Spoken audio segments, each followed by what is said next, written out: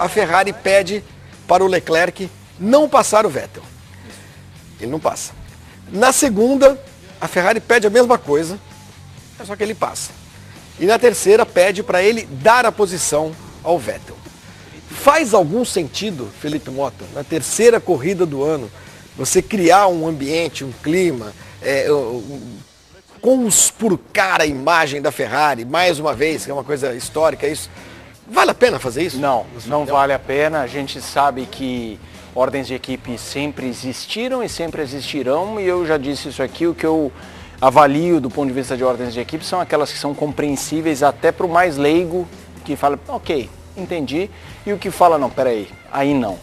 Se fosse a primeira vez do ano do Leclerc estando à frente, quase como um acidente de percurso, poxa, o Leclerc está tomando um ferro danado do Vettel em tudo que é sessão livre, qualifying, corrida, na terceira prova deu ali um acidente, caiu na frente, a gente estaria falando aqui, ó, na boa, primeiro equipe grande, já dá para ver que ele não tem a menor condição em médio e longo prazo de se projetar como um candidato, se não ao título, a protagonismo na categoria. Não é o caso.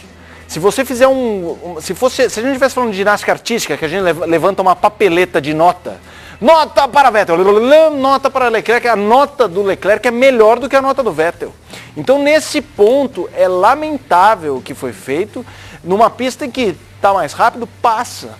Claro. Ou se eles quisessem argumentar de não, a gente queria ver se o Vettel teria ritmo para acompanhar a Mercedes, não acompanhou, destroca.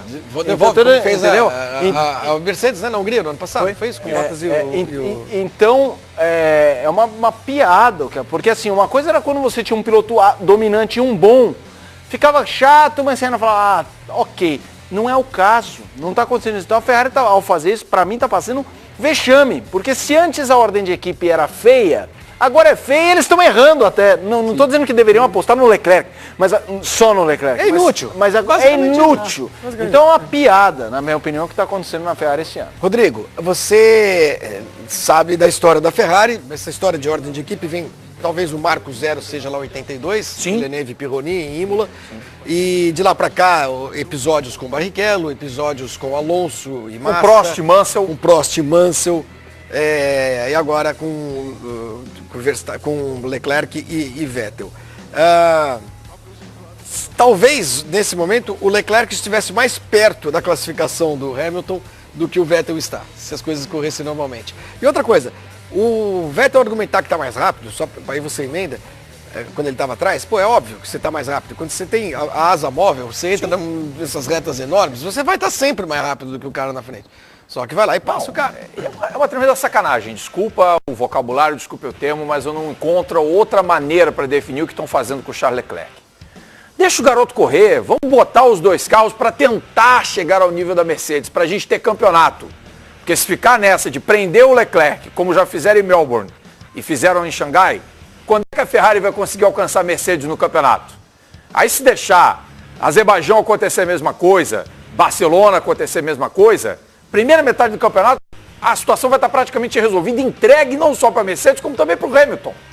Se é isso que a Ferrari deseja, equívoco do Mattia Binotto ou de quem quer que seja, quer que mande ordenar essa inversão de posições, esse favorecimento pro Vettel, que está se perdendo na Fórmula 1 desde o acidente que ele sofreu sozinho em Hockenheim no passado. Aquilo mexeu com a cabeça do Vettel, ele não é mais aquele mesmo piloto. O Charles Leclerc chegou, começou a bagunçar a cabeça do Vettel mais ainda. É claro, existe um favorecimento por ser o primeiro piloto, mas vamos soltar os dois para correr juntos. Há limites. Vamos soltar, acho que há limites para sacanagem e estão sacaneando o Leclerc. Deixa eu só, antes de você falar, Thiago, Edgar, do ponto de vista do piloto beneficiário disso, que é o Vettel, você não acha que um cara da altura dos 4 títulos dele, da experiência que tem, também não fica meio assim, constrangedor. Não é meio constrangedor esse troço, não? Olha, Flavinho, eu iria um pouquinho mais para trás. Quando você coloca o tempo em que começou essa história de ordens de equipe, eu sempre coloquei aqui, Flavinho, meus amigos, que eu não sou contra a ordem de equipe, mas eu acho que ela tem hora para ser usada, principalmente, estrategicamente, mais no final do campeonato, quando você está para decidir alguma coisa. De resto, tem que soltar os caras, porque você tem que pensar no espetáculo. Esse menino Leclerc já provou que ele realmente é do ramo, já provou que ele pode prestar um grande serviço para a Ferrari, independente de ser novo ou não. ele já vem realmente fazendo grandes corridas e a Ferrari podia já ter soltado esse menino, parado com essas coisas de mandar passar ou deixar de passar. O Vettel, dentro dos seus 4 títulos, é uma grande verdade. Agora, muito bem, ele acusou o golpe, é natural. Quando você já vai atingindo uma certa idade e dentro de 4 títulos, chega um garoto morrendo de vontade com a faca no dente, ele vem para cima.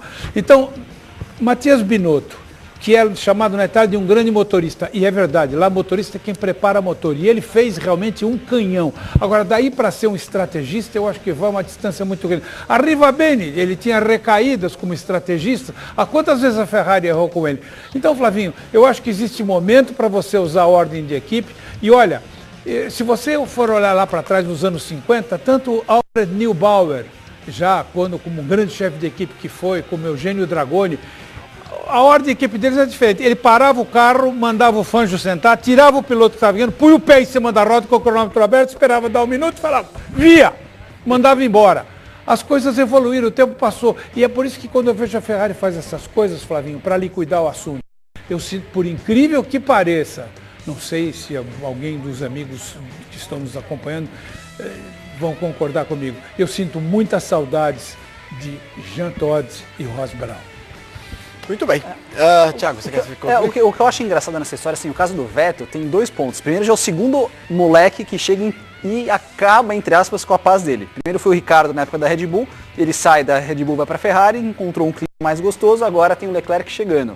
Ainda sobre essa ordem de equipe, vale lembrar que no começo dessa prova o Leclerc estava à frente do Vettel no campeonato e era para estar ainda mais à frente, porque se ele não perde os pontos na Austrália, não vou nem considerar a vitória, pegar o pódio realmente na 3º lugar na prova passada no Bahrein, e chega de novo aqui à frente, ele também seria muito mais pontos à frente do Vettel no campeonato. Seria à frente do Vettel e mais perto do Hamilton. Mais perto do Hamilton. No começo do ano, a Ferrari disse, vamos privilegiar o Vettel. O Vettel é nosso piloto, o Leclerc vai aguentar. Já não é hora mais de privilegiar o Vettel. E outra coisa, a Ferrari também errou na estratégia diversas vezes depois, durante a prova, com o próprio Leclerc. O Leclerc estragou. Podia ter parado os dois juntos de novo, quando não tinha mais espaço. Deixou o menino na pista com o pneu velho. Exatamente. Caiu o Capaquinto, ele foi perdeu. O único undercut da corrida foi ali. E foi muito esperta a Red Bull de fazer a manobra de parar o Vettel antes. E aí o Verstappen, parou o Verstappen antes. E aí acabou realmente com a prova do Leclerc, e a Ferrari não teve esse poder de reação. Depois de ter feito a lambança, não conseguiu achar uma reação. Só fizeram M. Não, e outra, a Ferrari daqui a pouco tem que começar a massagear um pouquinho o Leclerc, porque esse moleque tem um futuro absurdo, Sim, né? Então daqui a pouco começa a peitar, não, o futuro moleque dá com os... Um Gasly não entregando nada, é a Red Bull sem piloto. Pega o cara. Por que não? Vai embora. Vamos ouvir